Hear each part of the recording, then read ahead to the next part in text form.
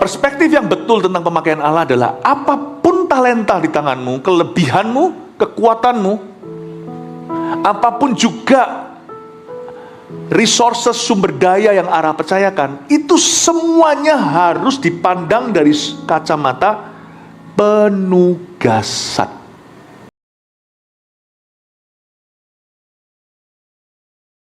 Di lingkungan kami, pakai kami secara luar biasa. Jangan biasa-biasa Tuhan. Tuhan sudah mau datang, waktunya sudah singkat.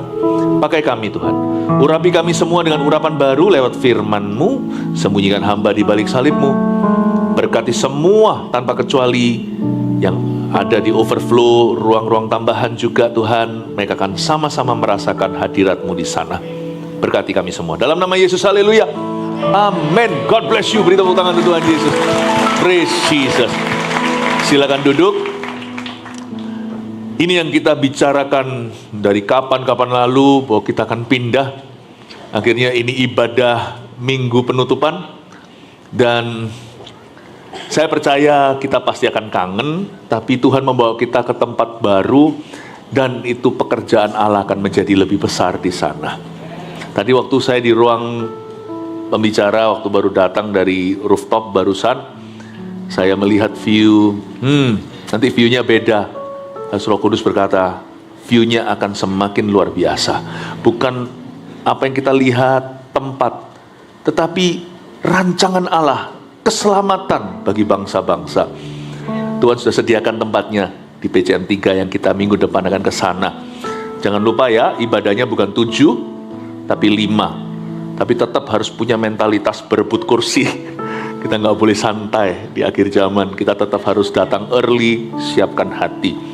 Kebaktiannya akan sama dengan di rooftop, di Mother Church, 7, 10, 147. Saya tidur pun mengigau itu. 7, 10, 147, 7, 10, 147. Jadi ya, jangan lupa, jangan kecele datang ke sini. Ibadah hari ini 2 kali saya khotbah. Terima kasih Pastor Liang sudah mengisi 5 tadi, luar biasa. Saya tepuk tangan untuk gembala kita. Dan 2 kali ini saya kasih suatu serian tentang pemakaian Tuhan dalam kehidupan kita. Siapa di sini rindu untuk dipakai Tuhan dalam hidupnya? Puji Tuhan ya. Di gereja, di luar gereja, Tuhan memakai kita. Karena itu kebaktian 1 saya kasih judul pemakaian Allah. Kebaktian 1, kebaktian 6 ini. Kebaktian 1 ya. Kebaktian 6, kebaktian 7 nanti daftar orang-orang yang dipakainya. Nanti kebaktian berikutnya ini, silakan kalau kita mau datang lagi seharian di rumah Tuhan, nanti saya akan jelaskan siapa saja yang Tuhan bisa pakai ya. Apa Tuhan itu punya batasan ya? Siapa-siapa yang boleh dipakainya? Atau hanya orang eksklusif saja? Nanti saya akan jelaskan. Kebaktian terakhir nanti, kalau Tuhan izinkan, saya akan ajak semua jemaat berlutut. Nanti di ibadah terakhir, kita kembalikan glory dari tempat ini, sebelum kita akan melihat kemuliaan Tuhan yang baru di tempat yang baru. Siapa excited? Minggu depan kita akan di tempat yang baru. Haleluya, kasih tepuk tangan untuk Tuhan. Praise the Lord. Esra pasal 1 ayat 1-11. Pemakaian Allah. Judul di Alkitab kita, Koresh mengizinkan orang-orang buangan pulang ke negerinya. Ayat 1, pada tahun pertama zaman Koresh, raja negeri Persia, Tuhan menggerakkan hati Koresh, raja Persia itu, untuk menggenapkan firman yang diucapkan oleh Yeremia, sehingga disiarkan di seluruh kerajaan Koresh secara lisan dan tulisan pengumuman ini. Beginilah perintah Koresh, raja Persia. Segala kerajaan di bumi telah dikaruniakan kepadaku oleh Tuhan Allah semesta langit. Ia menugaskan aku untuk mendirikan rumah baginya di Yerusalem yang terletak di Yehuda. Siapa di antara kamu termasuk umatnya, Allahnya menyertainya. Biarlah ia berangkat pulang ke Yerusalem yang terletak di Yehuda dan mendirikan rumah Tuhan Allah Israel, yakni Allah yang diam di Yerusalem. Dan setiap orang yang tertinggal dimanapun ia ada sebagai pendatang harus disokong oleh penduduk setempat dengan perak dan emas, harta benda dan ternak, di samping persembahan sukarela bagi rumah Allah yang ada di Yerusalem. 4 ayat dulu, saya bahas ayat per ayat. Pemakaian Allah. Ini adalah kitab Esra. Yang nulis kitab Esra ya Bapak Esra. Siapakah Bapak Esra? Esra adalah seorang pendeta di Perjanjian Lama. Dia membangun worship umat Allah. Lain kata Nehemia. Nehemia itu seorang politikus. Sebenarnya dia awalnya di FNB. Tapi habis itu dia bangun tembok. Jadi Tuhan itu heran sekali. Orang berkecimpung di food and beverage, soal makanan, minuman.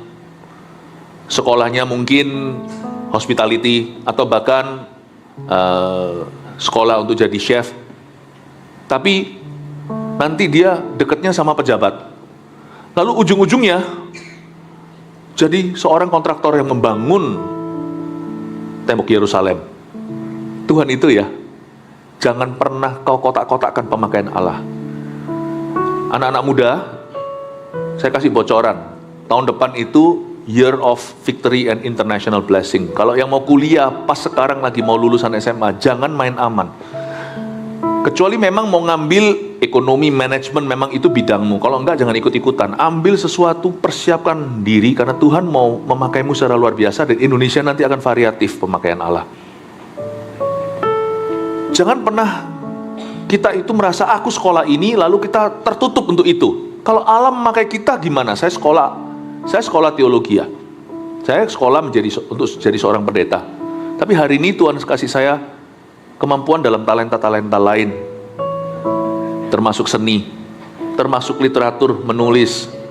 Saya dulu bukan sekolah fakultas Inggris, tapi saya bisa tulis. Terbukalah untuk pemakaian Tuhan yang baru dalam kehidupanmu. Tapi juga jangan jadi orang yang bahasa Inggrisnya Jack of all trades but master of none. Bisa semua, tapi ecek-ecek kaki aja, nggak bisa sungguhan berenang. Setiap gaya tidak dia kuasai, cuman bisa-bisaan. Jangan gitu juga. Tekuni. Tekun tuh selalu mulai dengan 2 roti 5 ikan, betul? Bukan 5 roti 2 ikan. Selalu mulai dengan detil. Kita harus spesifikasi. Tapi nanti Tuhan bisa lebarkan kemampuan kita. Bermula dengan 1 kota, 1 talenta, 2, 5. Tuhan nanti kasih kita 10 kota.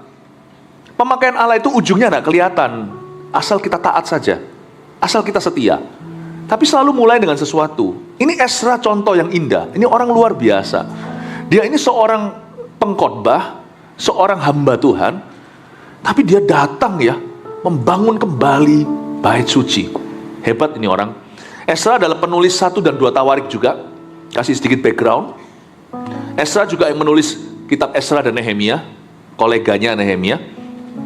Ezra juga seorang editor Perjanjian Lama. Jadi yang merangkum Perjanjian Lama, Kejadian sampai di zamannya itu Ezra. Jadi Ezra ini termasuk orang-orang di penutupan Perjanjian Lama, sebelum nanti akhirnya masuk ke Perjanjian Baru, dimulai dengan Yohanes Pembaptis. Dan Ezra ini seorang pemimpin migrasinya Yahudi. Orang-orang Yahudi itu kan terpencar-pencar ya kan, karena Babilonia kan ditangkap mereka lalu dibuang-buang. Itu sama Ezra dikumpulin, dan batch by batch per gelombang itu orang pada berdatangan dari zaman Zerubabel, Ezra, Nehemia, itu bergelombang. Jadi dia ini yang memimpin gerakan Hwejia, kembali pulang. Ini Ezra. Tapi Ezra ini cerita tentang seorang raja namanya Koresh, bukan orang Yahudi. Ternyata dipakai oleh Allah secara luar biasa dan sudah dinubuatkan sejak zaman Yesaya, Nabi Yesaya, ratusan tahun bahkan sebelum Raja Koresh orang Persia ini dilahirkan. Kita harus yakin dulu bahwa hidup kita ini sudah dinubuatkan sebelum kita dilahirkan, sekalipun nama kita nggak tertulis di kitab Yesaya, seperti Koresh atau bahasa Inggrisnya Cyrus. Tapi kita harus tahu bahwa kita ini sudah dipilih sebelum dunia dijadikan. Loh, berarti Pastor Philip kalau gitu orang yang tidak kenal Tuhan kan salah Tuhan. Berarti Tuhan tidak pilih mereka untuk diselamatkan. Jangan tarik terlalu panjang. Jangan lemparkan ke Yang Maha Kuasa kalau itu adalah keputusan hatimu. Tetap kita harus mengambil keputusan yang benar. Tapi kalau kita hari ini dipakainya, diberi kesempatan, mulailah curiga yang baik tentang Tuhan. Mungkinkah memang Tuhan sudah memilih aku? Supaya kita nggak gaya. Oh, aku dipakai Tuhan kenapa? karena saya fasilida, karena tampang saya, karena koneksi. Bukan, karena Allah memilihmu. Amin Bapak Ibu? Allah sudah memilih Anda. Raja Kores ini orang Persia, bukan orang Yahudi, bukan orang Israel, tapi dia ratusan tahun itu ada tuh di kitab Yesaya kalau Anda buka itu Cyrus Kores. Ya. Dia sudah dinubuatkan ratusan tahun sebelum dia dilahirkan. Nah, sekarang saya tunjukkan. Ketika seorang Ezra, seorang Yahudi yang dipakai oleh Allah, menulis tentang seorang Yahudi yang dipakai oleh Allah pula, ini indah. Orang yang dipakai Tuhan itu sesama mereka, sama-sama tidak akan saling menjatuhkan. Gak akan ada rasa saingan. Ezra tidak merasa tidak aman. Ezra itu menulis dalam biografinya, diceritakan tentang seorang raja. Karena Raja Kores itu jasanya di mana? Kalau bukan karena dia digerakkan oleh Allah. Ini adalah raja adikuasa. Ini adalah bangsa penjajah. Orang Yahudi itu takluk sama Persia di zamannya Ezra. Kalau tidak ditanda tangan, Tuhan itu juga bisa pakai presiden loh, untuk bisa mendatangkan kebebasan beribadah. Tuhan juga bisa memakai yang namanya otoritas daerah. Tiba-tiba entah kenapa kok gubernurnya ini yang dipilih sama Tuhan demi gereja, demi umat Allah, tiba-tiba dipilih. Tuhan juga bisa pakai figur-figur sekuler. Jadi Kores ini berjasa luar biasa. Nanti kalau Anda baca luar biasa, dia itu bahkan mengembalikan hartanya bangsa Israel yang dirampas dari bait Allah oleh nenek moyangnya. Bukan nenek moyang sebenarnya sih. Babilonia itu, Nebukadnezar itu kerajaannya ditaklukkan sama Persia. Jadi sebenarnya orang-orang pendahulunya itu harta dirampas. Mana ada cerita kayak gini? Papa punya mani dijak sama tetangga, anaknya nanti kembaliin ke Anda. Gak ada, gak terdengar seperti itu. Dulu ya, mungkin ada satu orang papa dengan papa, ini urusan papa dengan papa. Dihabiskan bisnisnya, dilarikan uangnya. Nanti keturunan ketujuh, keturunan ketiga lah jauh-jauh, cucunya nanti datang ketuk pintumu. Ini your grandpa's money. Gak terdengar itu. Orang Kristen aja gak pernah. Orang Kristen bisa begitu aja tetap mengagumkan, bayangkan. Ini orang sekuler. Bayangkan dia ambil hartanya orang Yahudi, dibalikin ke Israel. Bahkan di kalangan orang Kristen pun tidak terdengar yang kayak begini. Kecuali orang Kristen yang jujur, yang sungguh-sungguh takut akan Tuhan, yang tulen, yang asli, bukan KTP-an. Kembalian aja kejar kok, kelebihan uangnya dibalikin, ditransfer balik, itu jarang terdengar.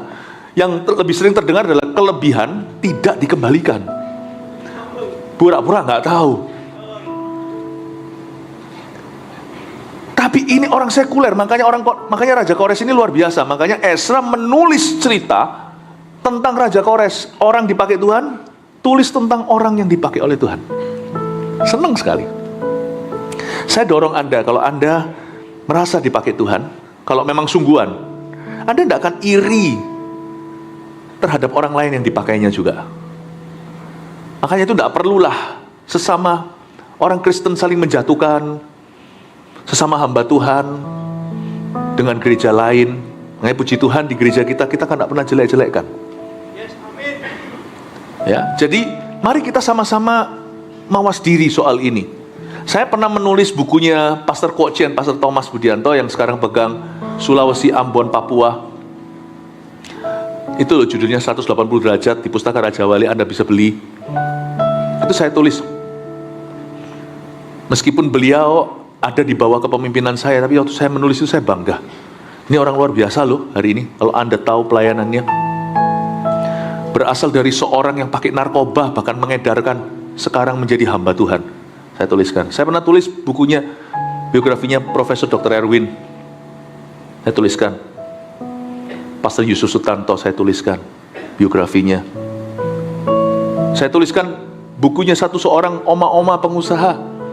Saya tuliskan itu loh, tentang bagaimana dia membangun seorang ibu rumah tangga, membangun usahanya supaya demi menginspirasi orang lain jangan merasa kelas kedua dalam pemakaian Allah. You know, dalam pengalaman saya waktu menuliskan dan mempublikasikan hidup orang lain, saya merasa lebih puas daripada menuliskan buku sendiri. By the way, buku saya sendiri biografi itu bukan saya yang nulis, itu ada penulisnya, bukan autobiografi. Kalau Anda lihat tulisan di toko buku autobiografi, itu yang nulis dia sendiri. Kalau biografi itu orang lain yang nulis. Buku saya itu biografi Before 30, itu ditulis oleh orang lain. Yang saya tulis sendiri, buku murni itu saya tulis sendiri, Holy Spirit My Best Friend.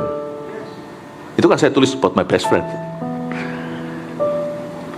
Jadi jangan pernah ada di sini tuh narsis untuk pemakaian Allah.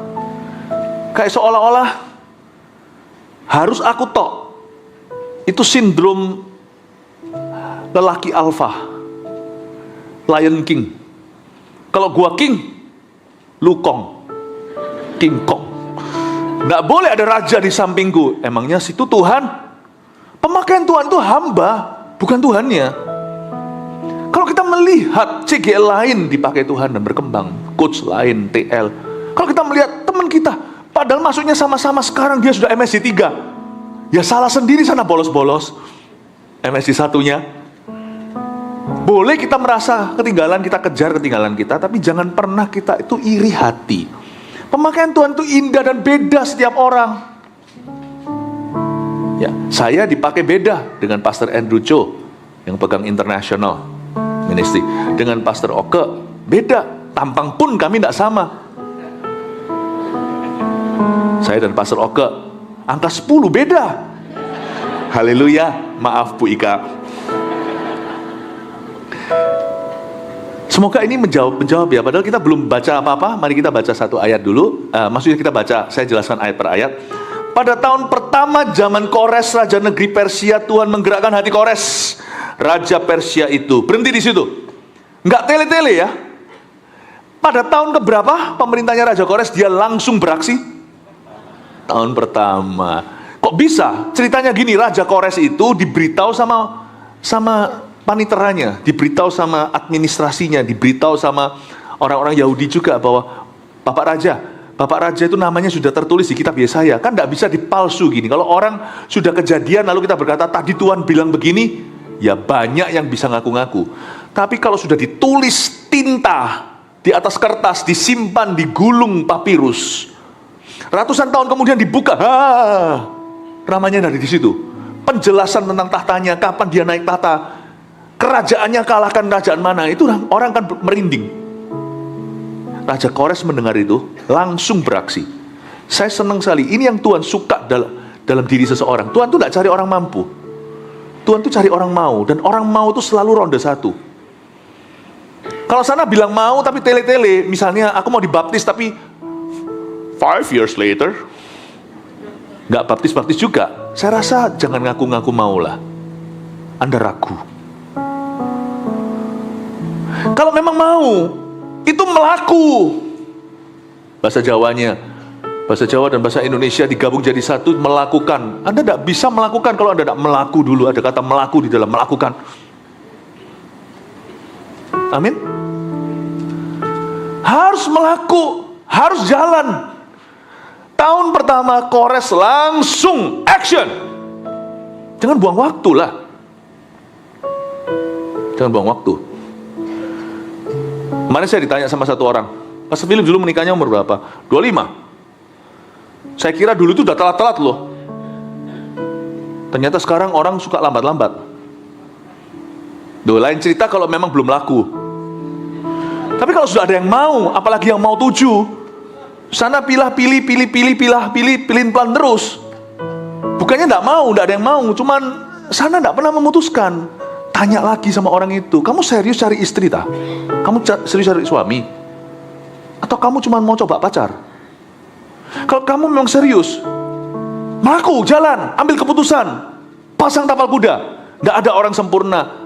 Kalian berdua akan saling sempurnakan, Tuhan yang akan menyempurnakan. Make decision.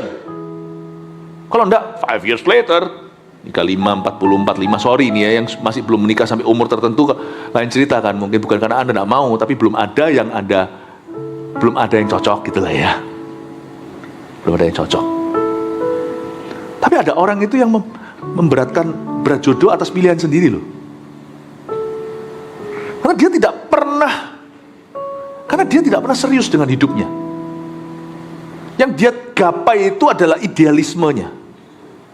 Tapi dia tidak pernah garap visinya. Kalau kita memang mau garap visi, kita tidak akan tele-tele, my friend.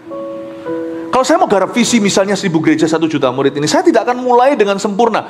Saya akan mulai dengan yang ada, 5 roti 2 ikan di tangan. Kamu mau, mulailah, kita bermulai. Tidak boleh sembarang pilih juga, tetapi meskipun ada kriteria. Tapi kita akan berbenah. Apakah Anda kira sekarang semua pastor yang bersama dengan saya itu semuanya sempurna pada waktu mula? Saya pun tidak. Kita belajar, tabrak kiri, tabrak kanan. Tapi mulai dulu. Anak muda sudah lulus, misalnya sekolah luar negeri, papanya juga bukan kaya raya. Lama-lama di sana mahasiswa kekal. Ngambil kreditnya dikit-dikit supaya lebih lama lagi di Australia. Pulang, buang waktu, buang uang. Tahun pertama Raja Kores langsung beraksi. Sana cepat lulus, habis lulus langsung mau di situ kerjain bener, urusi izin tinggalnya. Cari kerjaan, jangan cari kerjaan yang sifatnya, lu ngapain sekolah begitu lalu kerjaannya itu. Nggak ada nilainya kalau cuma dapat dolar. Anda harus dapat pengalaman. Betul nggak? Kalau nggak, buang-buang waktu, pulang. Kalau memang harus di situ, timba ilmu ekstra yang university tidak bisa beri. Tapi kalau Anda pulanglah ke sini, tahun pertama. Jangan tahun pertama. Anak saya lulus, keesokan harinya langsung kerja. Saya bilang, jangan buang waktu. Pulang jet-lagnya tuh nanti sambil telan lah. Besok menguap gak apa-apa. Kerja. Tahun pertama langsung Kores beraksi. Minggumu ke-1, hai anak muda, setelah kau lulus sekolah dari luar pulau, kota atau negeri, kerja langsung. Jangan pilih gaji tinggi, pilih apapun yang di depanmu. Waste no time. Don't waste time. Amin, Bapak Ibu Saudara. Sewaktu saya sendiri secara pribadi belum ada banyak kerjaan, karena waktu saya baru pulang ke sini Indonesia, saya kepingin kebangunan rohani, tapi kan harus mulai dari nol kan. Saya masih ingat tahun 98 saya pulang. Yang saya lakukan adalah saya setiap hari berdoa 6 jam syafaat untuk kebangunan rohani Indonesia. 6 hours. Bukan dicicil ya. Saya juga doa 6 jam, tapi dicicil setahun. Saya 6 jam sehari. Saya doa. Sekarang saya nggak bisa. Pengakuan, nggak mungkin saya bisa doa 6 jam sekarang. Waktuku tuh kebut-kebutan sekarang. Waktu saya tuh F1. Besok pagi saya sudah di Singapura. Waktu saya tuh F1. Nggak bisa 6 jam. Untung saya dulu masih nganggur. Saya doa kebangunan rohani. Lalu ada cerita itu loh, tahun 98. 1 tahun itu saya tidak bilang saya, karena saya dengan beberapa orang membawa 300 orang non-Kristen kepada Tuhan. Dibaptis semua di GMS. Saya belum pendetamu waktu itu. Saya belum pendeta, saya masih pengusaha. I waste no time. Pulang besoknya masih jet lag, perbedaan waktu.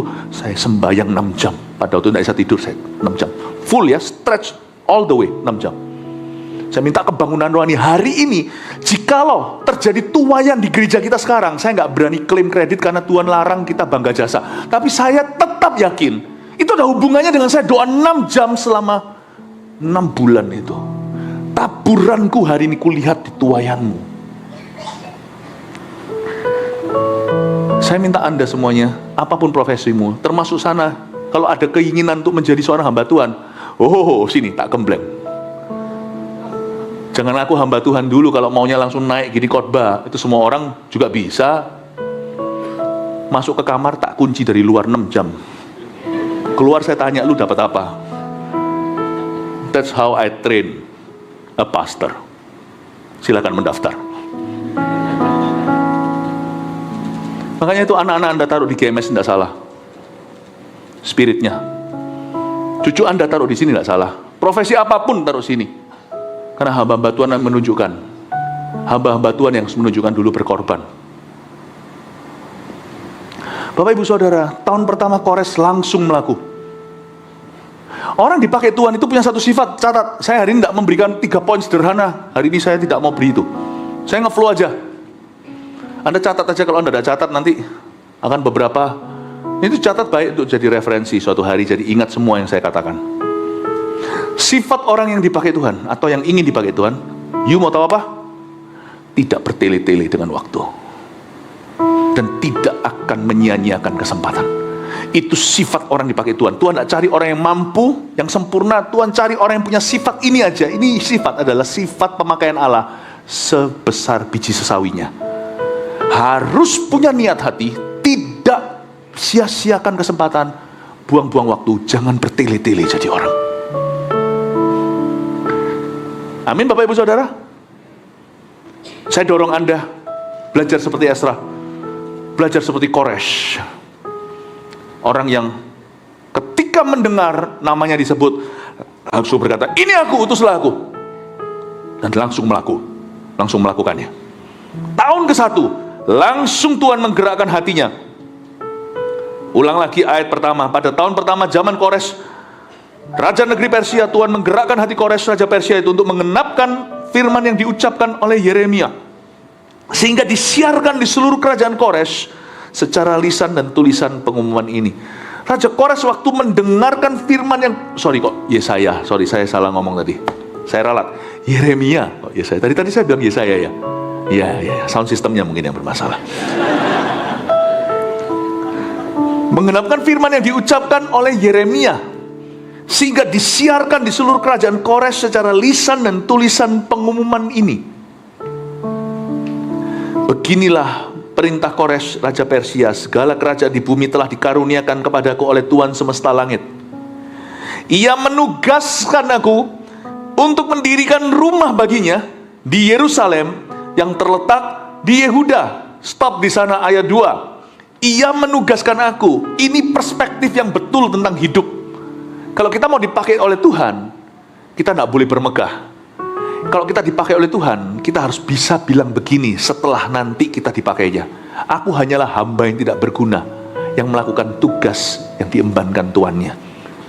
Ini pengajaran di perjanjian baru. Yesus berkata, hendaknya seorang hamba selalu ngomong begitu at the end setiap kali kalau dia dipakai oleh Tuhan, oleh tuannya. Perspektif yang betul tentang pemakaian Allah adalah apapun talenta di tanganmu, kelebihanmu, kekuatanmu, apapun juga resources, sumber daya yang Allah percayakan, itu semuanya harus dipandang dari kacamata penugasan. Hidup kita itu tidak pernah punya SHM, surat hak milik, tidak pernah. Hidup kita itu hanya HGB, hak guna bangunan. Kita itu dikasih Tuhan suatu kepercayaan berjangka panjang dengan isi semua satu paket talenta, kemampuan, kelebihan. Dan kita harus melihatnya, tempat ini harus kukelola. Tempat ini tiada lain bukanlah sebuah properti. Properti itu ialah hidupmu. Kita harus mengelolanya. Jikalau Anda hari ini seorang CEO, waktumu terhitung sejak HGB di tangan. Berapa tahun nanti harus Anda perbaharui lagi sama pemerintah? 30 tahun? Masalahnya kita tidak tahu waktu kita kapan, kalau Tuhan percayakan. Kalau Anda seorang pendeta atau Anda seorang coach, maka maka hal itu adalah penugasan dengan tiktok waktu yang terbatas. Akan ada countdown-nya. Kalau Anda parenting sebagai papa dan mama, ayah dan ibu, itu ada countdown-nya. Sekalipun serasa anakmu milikmu selama-lamanya, kita tidak menyadari itu titipan. Saya buktikan. Nanti waktu anak di umur sekian sampai umur 5, lengketnya, nanti anak waktu mulai menginjak remaja, Anda mulai merasakan, kalau Anda tidak bangun jalan tolnya, susah waktu itu komunikasinya. Setelah anak di usia tertentu, rasanya itu forever in your home, tiba-tiba menikah.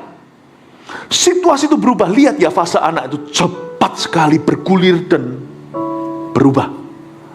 Dari sana Anda tahu bahwa kalau Anda orang tua, Anda cuma punya hak guna bangunan atas hidup mereka. Anda harus bangun hidup mereka di setiap fase kanak-kanak mereka. Kalau tidak, terlambat lewat. Jadi kita tahu bahwa semua yang kita miliki itu penugasan dan hanya guna bangunan. Ini saya sempat tegur ada seorang hamba Tuhan, 2 sebenarnya, seperti saya seperti ini, senior pastor tapi bukan di dalam negeri. Beliau juga masih berusia muda-muda. Lalu saya beritahu sama dia, ayo, aku sudah tidak bisa bantu kamu seperti dulu karena sekarang saya sibuk sekali dengan ministry yang Tuhan embankan. GMS membutuhkan saya tidak bisa fokus keluar negeri untuk urusan-urusan kalian lagi. Cukup yang sudah saya ajari zaman-zaman dulu itu. Cepet ya, saya kasih tabikan salaman selamat untuk tugas Anda. Saya tidak lama yang lalu berikan masukan. What have you done? 5 tahun, 7 tahun sebagai gembala senior, you haven't built anything. Saya tanya, sesama hamba Tuhan boleh saling menegur. Lebih baik daripada dombanya yang mendidik dia, lebih baik gembala lain bantu dia untuk melihat blind spotnya. Jangan kau kira kalau Anda sebagai pendeta minggu demi minggu gitu aja pokoknya isi mimbar. Ini pun harus dipertanggungjawabkan. Sedangkan seorang PT aja, personal trainer di gym aja, harus tahu kapan bangun upper body-nya, kapan bangun kakinya, kapan bangun ini, lalu kembali lagi bangun ke situ, tapi diselang-seling supaya nanti ototnya tidak jenuh. Betul ya? Anda itu mau program membesarkan, atau mau yang pecah-pecah, atau cuman sekedar supaya kenceng aja dan supaya langsing. Kalau mau yang langsing, jangan nambah beratnya, nanti tambah besar. Tapi kalau mau yang langsing tapi seret, katanya gini ya, ini saya dengar-dengar, saya bukan PT, saya nggak ngerti. Itu repetisinya banyak, tapi enteng. Oh gitu ya. Iya, itu harus tahu dulu. Ini apa, itu apa. Engkoh itu satu, itu masalah lututnya. Jadi harus dikencengin otot paha. Yang sebelah sana itu taci, itu mau langsing. Jangan kau jadikan Arnold suasana seger. Yang sana situ, bapak situ, oh dia itu mau gede-gedean, mau segede-gede mungkin, mau gagah besar gitu. Beda. Tapi prinsipnya sama, fondasinya atas bawah dibangun.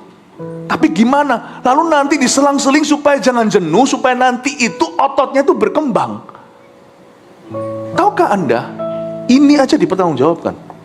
Kita tidak main gereja-gerejaan. Tahukah Anda bahwa setiap bulan itu ada temanya di dalam tema tahunan kita, seperti tahun pergeseran hebat, besar, dan mujizat. Itu setiap tahun, tahun minggu ini sekarang kita bicara tentang keluarga.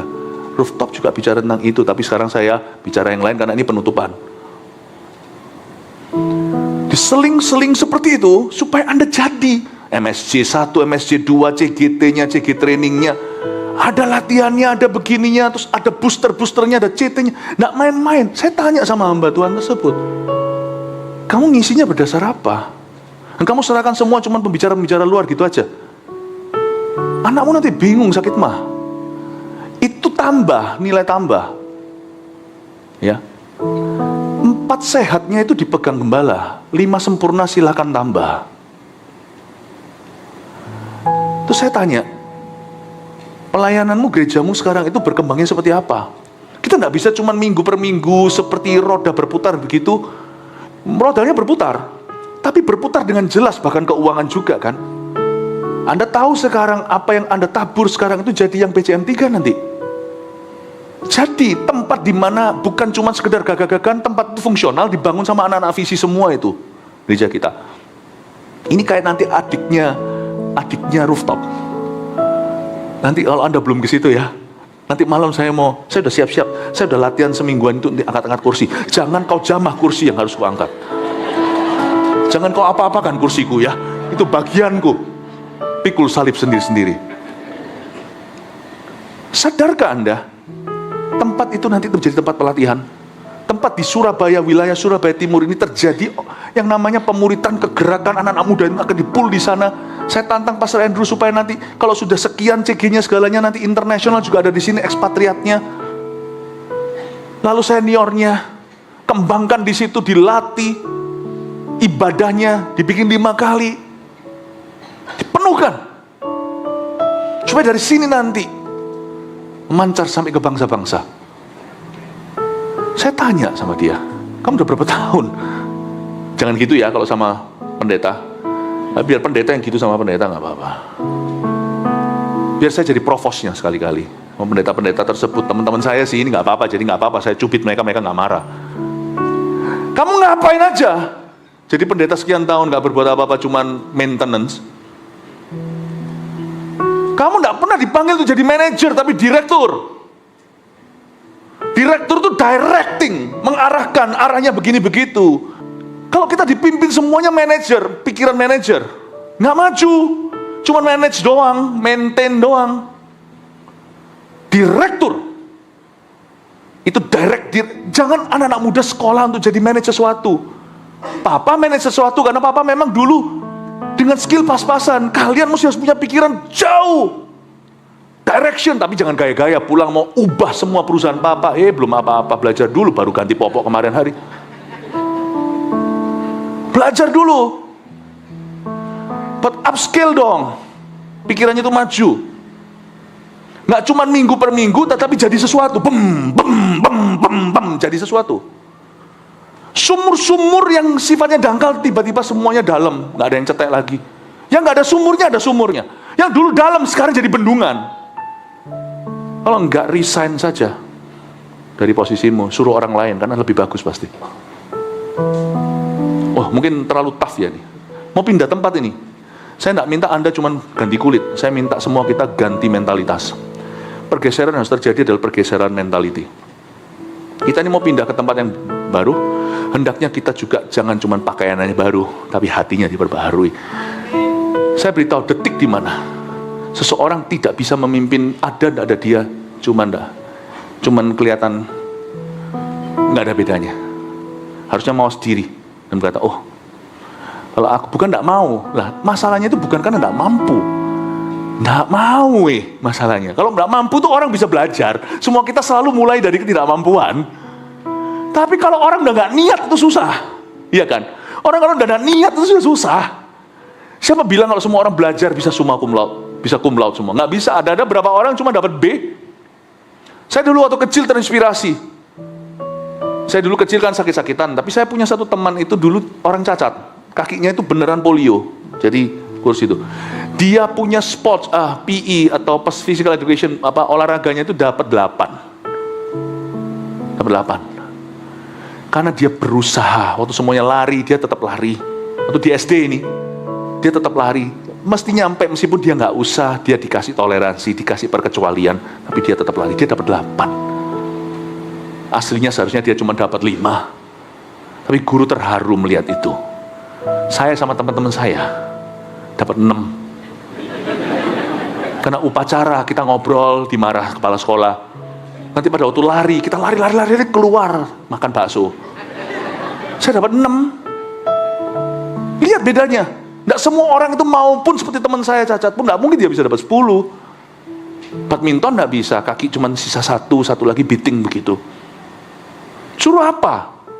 Tapi kalau orang berusaha itu akan ada nilai dari Tuhan. Pemakaian Allah itu berasal dari orang yang niat. Ada aku, tidak ada aku akan ada bedanya. Niat. Aku tidak mau cuma sekedar nambah-nambahin tempat untuk ditanam di situ dan habis-habisin tanah. Tapi sedangkan aku sendiri tanaman yang tidak bertumbuh. Aku tidak mau cuma nambah-nambahin mulut untuk makan. Niat. Kita harus niat. Itu membuat hati saya selalu berdebar-debar setiap kali masuk hadirat Allah. Lord, use me. Use me. Lest I be useless at all. Saya selalu punya taraf sama Tuhan, itu beda. Pakai aku luar biasa atau aku akan menjadi orang yang tidak berguna sama sekali. Saya tidak ada jalan tengah. You use me mightily. Makanya saya dorong dengan sifat yang sama untuk para senior kita. Jangan pernah merasa dirimu, aku sudah usia. No. Musa dipakai umur 80. Kalau kita sungguh-sungguh mau, Tuhan bisa pakai kita. Itu sungguhan loh. Anak kecil, Tuhan bisa pakai kita. Aduh, saya terharu Paul sama satu anak. Saya ceritain namanya Abel. Kemarin Kak Popong kasih saya. Dia itu punya kreativitas. Dia membuat sesuatu yang dijadikan akhirnya menu restoran oleh tantenya atau pokoknya keluarganya. Dia dikasih uang. Dia datang ke Kak Pau nih. Dia kakak Kak Pau. Dia mau serahkan income pertamanya untuk Tuhan. Ini anak Eagle Kids Voltage. Dia Dia bisa kreativitasnya buat sesuatu yang dipakai di menu makanan restoran saudara keluarganya. Dikasih imbalan uang sebagai apresiasi. Masih kecil, bawa itu ke gereja untuk bangun, ini untuk church building, untuk church builder. Saya bilang sama Kak Papa, aku mau ketemu anak ini. Tak doakan supaya dia menjadi orang yang menjadi CEO, menjadi direktur yang luar biasa suatu hari. Saya berkata mentalitasnya sudah betul. Dia tidak mau jadi biasa. Orang-orang semuanya nge-game misalnya. Dia mau ciptakan sesuatu, dan setelah itu dia kasih kemuliaan untuk Tuhan. I love this spirit. Saya harap nanti anak-anak kita di GMS Surabaya Timur tempat baru ini semuanya seperti Abel. Orang-orang yang beda. Haleluya. Saya ini hari ini tuh ngomong tentang pemakaian Allah itu saya sudah takut-takut loh. Saya takut-takut nanti tangganya ketinggian. Ini kayak seorang penyanyi tiba-tiba sudah ahli seperti Andrea Bocelli, Bocel apa itu namanya? Lagunya langsung, wah, langsung tinggi. Semua orang nggak bisa ngikuti. Saya dalam hati, aku ngomong pemakaian Allah mending nggak ngomong sama sekali. Kalau sekali saya bunyi, saya radikal soalnya soal pemakaian Tuhan. Ini mungkin beberapa jemaat mungkin merasa, aduh terlalu sulit untuk ngikuti itu. Aduh, iya ndak, Roh Kudus berkata, khotbahkan. Supaya mereka tidak melihat ke bumi terus. Oke. Loh, mendunia, membumi itu perlu. Tapi kalau lihat ke bumi, Anda tidak kemana-mana. Jangan targetkan bulan, nanti cuma makan terang bulan. Targetkan itu selalu matahari.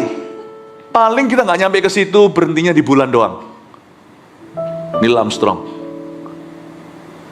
Beritahu mereka, arahkan matamu, kata Kolose, kepada Tuhan di tempat maha tinggi. Dia yang bertata di samping Allah Bapa. Mungkin hidupmu akan terangkat dari situ. Hidupmu juga akan terupgrade di dalam visimu. Baik Tuhan. Semoga ini tidak shock buat Anda ya. Kok standarnya tinggi banget? Kok standarnya seperti itu? Kok pemakaian Tuhan tidak bertele-tele gini gitu? Aduh. Ada juga beberapa di antara Anda, saya ini kira-kira bisa dengar nih suara hatimu. Anda juga berkata, aduh tahu gini mestinya anakku denger ini ya. Dia males-malesan nih. Ada beberapa yang ingat orang lain yang harusnya dengar. Ada beberapa orang yang tersinggung dan berkata, aduh, aku ini cuma mau datang, awalnya datang bergabung di GMS ini kan cuma sekedar mau ibadah. Kok ditantang-tantang segala? Disuruh maju, disuruh berbuah, suruh CG, suruh MSC, suruh memberitakan Injil, menangkan jiwa, suruh sungguh-sungguh dalam kerja. Aku datang kan cuma mau ibadah. Setiap orang itu kan datang ke gereja beda-beda maksud hatinya. Kalau ngikuti maksud hati semua orang, gereja kita kan jadi gaduh-gaduh. This church exists for God's glory in your life. Gereja ini berdiri untuk kemuliaan Allah di dalam kehidupanmu. Kalau Anda selaras dengan saya, sepakat dengan saya, kasih tepuk tangan untuk Tuhan. Amin. Puji Tuhan ya. Haleluya. Sampai mana?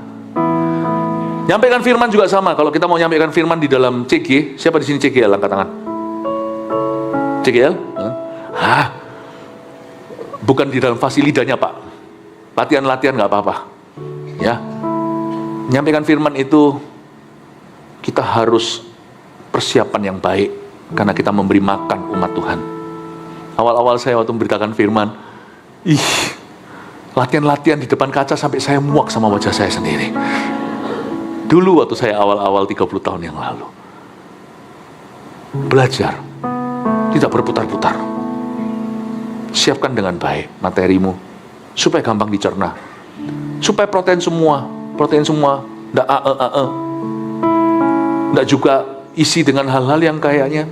Saya belajar untuk punya standar yang tinggi atas hidup saya. Tapi saya belajar untuk bermurah hati. Bahkan bermurah hati kepada orang lain. Terapkan itu. Supaya waktu kita menyampaikan, kalau kita pelayanan, kita memberikan yang excellent, nothing less, tidak yang berkurang dari itu. Saya kalau dalam hal memberitakan firman ya, pelayanan ya, Anda tanya, istri saya paling tahu. 10 kali saya memberitakan firman, khotbah, 9 kali saya merasa khotbah saya gagal. Hah? Masa fase itu? Yes. Standarku terlalu tinggi terhadap diriku sendiri. Jadi kalau saya sampai mengulang kata, itu saja sudah saya anggap sebagai suatu kegagalan. Otak saya harus berputar fresh setiap ibadah. Sulit sekali. Tapi untungnya pikiran saya bukanlah kebenaran. Orang-orang tetap diberkati sekalipun saya merasa tidak bagus berkhotbah. Orang tetap dapat berkatnya. Tapi lebih baik daripada orang yang baru berkhotbah dan merasa khotbahnya bagus gitu. Nggak akan belajar apa-apa. Mari kita belajar di tahun-tahun yang akan datang. Kita berpicu dengan diri sendiri. Bahwa kita harus punya standar yang tinggi tapi bermurah hati terhadap sesama kita. Mari kita membuat suatu takaran. Takaran yang kau pasang pada orang lain akan ditakarkan kepadamu. Lebih baik dibalik aja, takarkan padamu dulu supaya Anda bisa bermurah hati dengan orang lain dan belajar dari kesalahanmu. Beritahu pada orang lain gimana mereka bisa jadi lebih baik dari dirimu. Mari kita sama-sama memicu demikian rupa untuk maju di dalam iman. Dan saya belajar untuk punya standar yang berbeda, tidak mudah puas dengan diri sendiri. Orang-orang dipakai Tuhan satu tadi yang saya beritahukan, orang yang tidak bertele-tele. Selain itu apalagi sifat orang yang mau dipakai Tuhan atau yang dipakai Tuhan sungguhan? Tidak gampang puas diri. Tidak bertele-tele itu satu, tidak gampang puas itu dua. Saya dorong Anda untuk jangan merasa, ya sudah, aku mau Kristen cuma begini-begini. No, we must do something. Kita harus melakukan sesuatu. Kita tidak boleh pulang ke surga dengan tangan hampa. Amin Bapak Ibu Saudara. Lihat ayat 3. Siapa di antara kamu termasuk umatnya, Allahnya menyertainya, biarlah ia berangkat pulang ke Yerusalem yang terletak di Yehuda dan mendirikan rumah Tuhan Allah Israel, yakni Allah yang diam di Yerusalem. Ini yang saya maksudkan ayat 3. Di sana sudah dibuka cek kosong oleh Kores. Dia berkata, siapa di antara kamu yang termasuk orang Israel, maksudnya umatnya di sini umat pilihan, Allah akan menyertai dia. Nanti ada dua tipe orang kalau kita baca di Esra Nehemia. Ada orang yang pergi nurut sama Kores dan catch the momentum, tidak sia-siakan kesempatan. Ini kesempatan kita pulang. By the way, mereka sudah 70 tahun di Babilonia. Boleh kata mereka sudah lupa tanah kelahirannya. Beberapa sudah generasi kesekian. Tapi mereka masih ada rootnya, masih ada akar. Orang Yahudi itu sangat kental tradisi. Jadi sampai sekarang turun-temurun pun mereka itu masih tetap memelihara kebudayaannya. Karena itu waktu mereka disuruh pulang, itu masih fresh in their heart, cinta akan tanah airnya. Tapi cuma ada dua tipe orang. Yang satu meresponi langsung huijah, yang satu lagi nggak mau. Jadi lihat ini. Yang tidak mau itu adalah orang-orang yang di zona nyaman, karena mereka sudah ada Wall Street lah di sana yang bikin Wall Street kan orang-orang Jews sekian berapa ratus tahun lalu. Mungkin mereka itu sudah nyaman di sana. Orang-orang Yahudi itu pendatang, orang-orang pendatang tapi sukses-sukses. Misalnya sekarang banyak orang Yahudi di Amerika itu pegang banyak financial sektornya negara itu. Jadi mereka itu sukses. Nah, waktu mereka diberitahu, ayo balik, ini kehendak Allah, tertulis di Yeremia, kamu 70 tahun dalam pembuangan, setelah itu kalian harus kembali ke tanah air. Mereka tidak kembali. Sebagian besar mereka tidak kembali. Mereka tetap di situ. Karena mereka rasa puas dengan money, dengan sukses pribadi. Mereka juga merasa, nggak apa-apa, aku tidak mau lebih. Aku tidak kepingin dipakai Tuhan lebih, asal hidupku diberkati. Sedangkan tipe Yahudi satunya lagi, kalau Anda baca nanti kebaktian berikutnya saya akan bacakan, silsilah daftar orang-orang yang pulang. Siapa keluarganya, puak-puaknya itu pulang itu nggak sebanyak orang-orang yang tinggal. Ini orang-orang yang dicatat oleh Alkitab sebagai orang-orang yang dipakai oleh Tuhan. Ini orang-orang nggak puas. Aku nggak puas hanya diberkati, karena aku tahu suatu hari aku akan mati. Aku harus punya nilai, hidupku harus berdampak kekal. Jadi orang-orang yang merasa, aku datang ke gereja itu bukan hanya untuk beribadah. Aku ingin supaya menemukan pemakaian Allah atas kehidupanku. Bukan hanya sampai dalam program gereja, tapi hidupku akan dipakai Tuhan karenanya. Aku ingin itu, aku rindu itu. Tapi ada orang yang datang dan berkata, aku cuma mau diberkati. Aku datang cuma mau belajar, berkati, lihat pembicara. Pembicara nanti ada pembicara bagus di gereja mana ya, saya akan pindah ke situ. Nanti lain kali kalau di sini aku akan ke sini. Jadi seperti itu. Dua tipe orang Yahudi. Tapi orang yang mau dipakai Tuhan itulah yang berbeda. Itu yang ditulis di Esra 2. Itu orang-orang yang berkata, memberikan diri dan berkata, aku tidak mau cuma diberkati, aku mau dipakai secara luar biasa oleh Allah Israel. Itu beda. Itu zaman zaman Gideon, itu yang menyorongkan lidahnya langsung minum demi melepas dahaga, sama orang-orang yang pegang pedang satu tangannya mencedokkan air masuk ke mulut. Itulah 300 tentara Gideon yang membuat sejarah mengalahkan Midian. Yang lainnya cuman figuran. Saya tidak tahu, semua kita pasti akan mati, semua kita juga punya masalah. Kita semua punya berkat sendiri, kita semua punya problema. Tapi nanti yang membedakan di sorga adalah orang yang punya pahala dengan yang tidak. Itu bedanya di sini. Yang cuma masuk gitu doang, itu paling cuma yang cari berkat. Ya tetap mereka anak Tuhan. Tapi orang-orang yang berkata, pakailah aku Tuhan. Itulah yang nanti punya mahkota di sorga. Itu ayat loh, ini bukan ide saya, ini firman Tuhan. Apakah implikasi punya mahkota? I don't know. Tapi Tuhan pasti membuat perbedaan. Itu aja. Orang-orang yang dipakai Tuhan tidak akan puas dengan berkat. Tidak akan puas cuma dengan nyaman, tidak puas. Dia pasti ingin melakukan sesuatu, dan hari itu mereka mengemban sebuah tugas untuk mendirikan rumah Tuhan. Rumah Tuhan yang dibangun sama Ezra itu nanti sekian ratus tahun kemudian, hampir 500-an. Di tempat itu anak Allah berjalan dan mengajar dan menyembuhkan. Yesus Kristus namanya. Mereka gak mimpi, orang-orang yang gak mau pulang dari Babel, mereka kehilangan kesempatan berpartisipasi untuk membangun sebuah bait, sebuah gedung yang nanti anak Allah yang hidup akan membersihkannya dari penyamun dan pedagang-pedagang, penukar-penukar uang.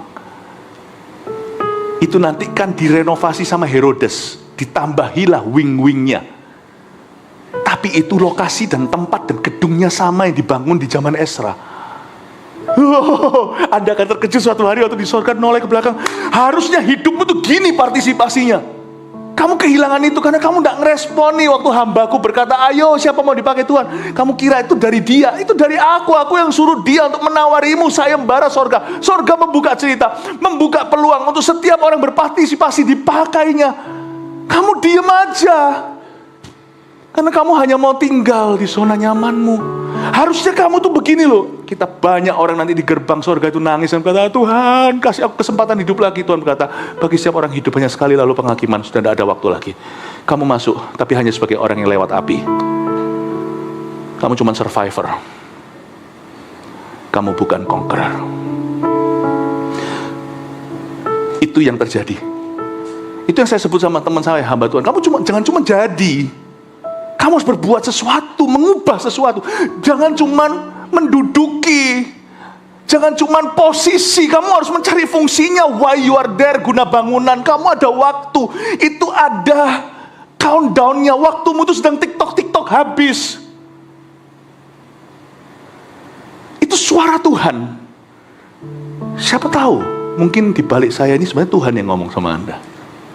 Ini direkod, bukan oleh dokumentasi kita, direkod oleh sorga. Aku hari itu sudah beritahu sama kamu, ketuk pintumu, kamu tidak mau. Harusnya kamu bisa terlibat dalam suatu karya yang besar, anak Allah bagi bangsa-bangsa. Bukan bait suci kali ini, tapi sesuatu yang lain di perjanjian baru. Tapi kamu tidak mau. Dengan ini saya selesai, saya tidak bisa habiskan 11 ayat. Saya ceritain kalau ini dalam sejarah. Dari Ezra ini, bergulir ribuan tahun kemudian ya. 2000 tahun lalu, terus Yesus jalan di situ. Orang-orang bangsa Yahudi masih tersebar lagi. Itu bersebar berkali-kali. Nah, Yahudi tersebar sampai ke bangsa-bangsa. Sehingga hari ini kita melihat Yahudi itu, orang-orang Yahudi, orang Israel itu ada di mana-mana. Termasuk ada di Jerman, ada di Swiss, ada di Prancis, ada di Eropa, banyak banget kan. Ternyata waktu saya pelayanan, sempat dulu saya pergi ke Tiongkok.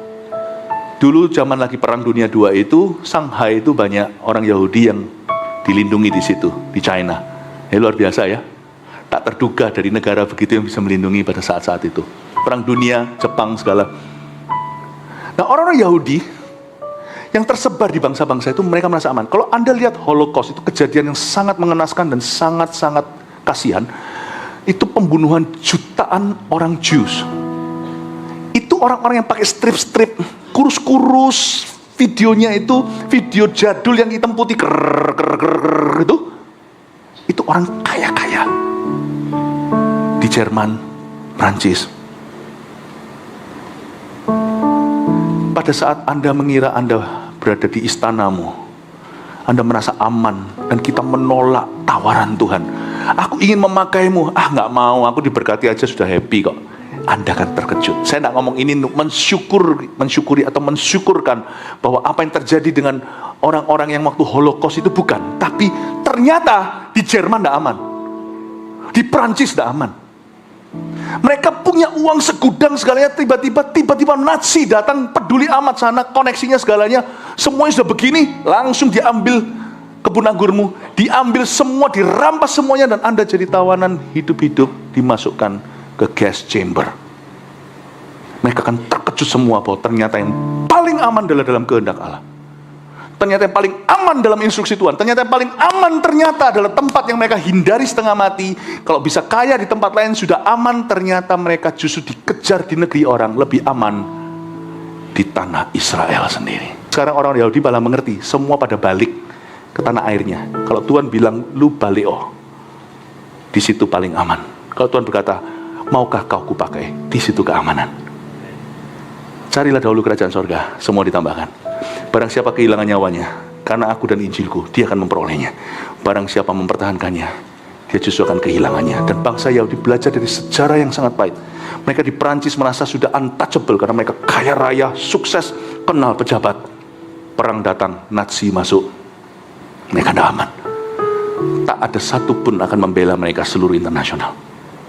Tapi waktu mereka diberitahu kembalilah, ribuan tahun lalu kemudian, mereka tetap tidak balik-balik ke tanah Israel. Mereka tidak kembali.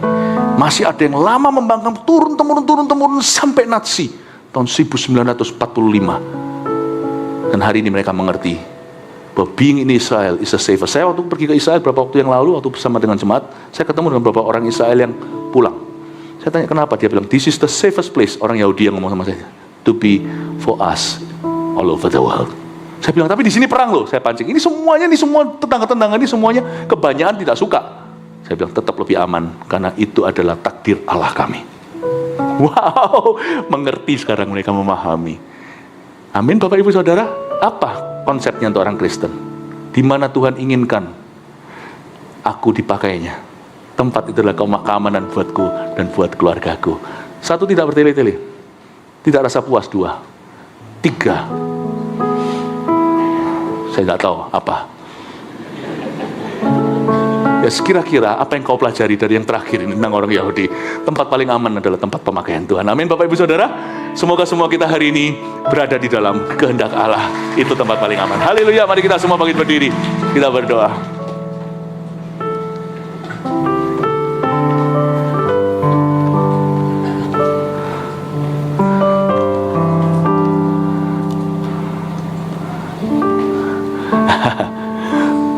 Siapa di sini diberkati Tuhan, amin?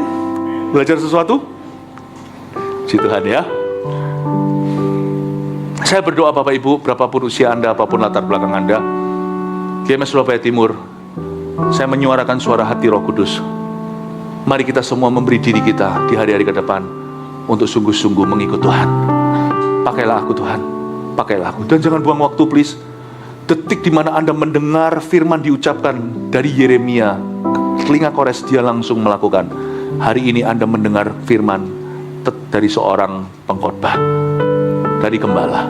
Anda juga bisa merespon itu Tuhan. Berikan dirimu untuk dipakai Tuhan sungguh-sungguh. Jangan buang waktu lagi.